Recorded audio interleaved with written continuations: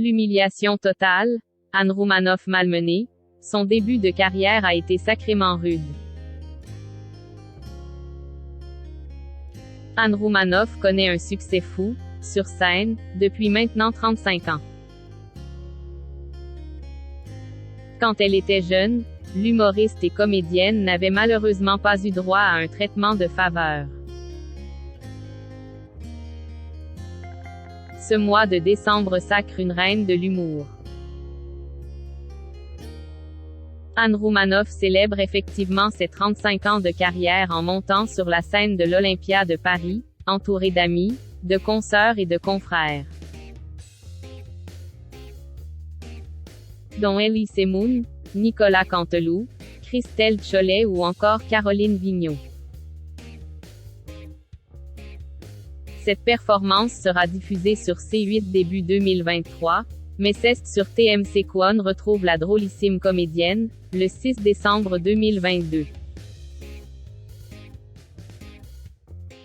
Puisque les téléspectateurs pourront découvrir sur la chaîne Tout va presque bien, sorte de version augmentée de son tout dernier spectacle.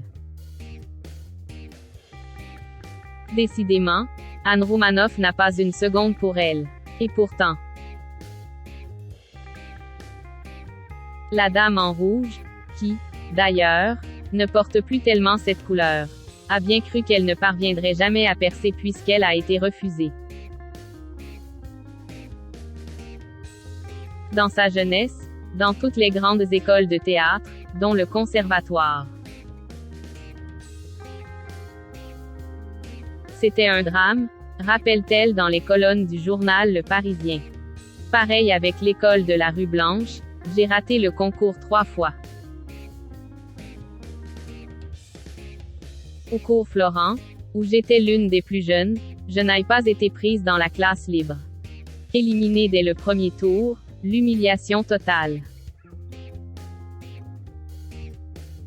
Chaque fois, ma vie s'arrêtait, je pleurais des jours entiers.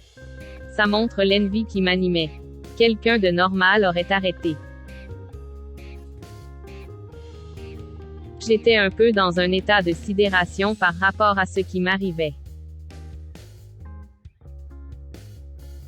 C'est la voix de Sylvie Joly, résonnant à la radio, qui lui avait donné envie de prendre des cours de théâtre.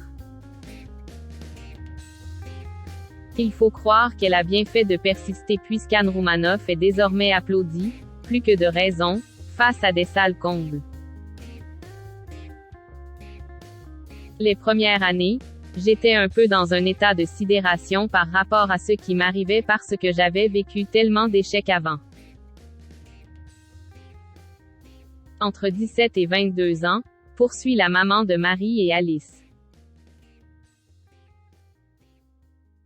Les castings, les concours d'entrée dans les écoles. On ne voulait de moi nulle part. Même avant, d'ailleurs.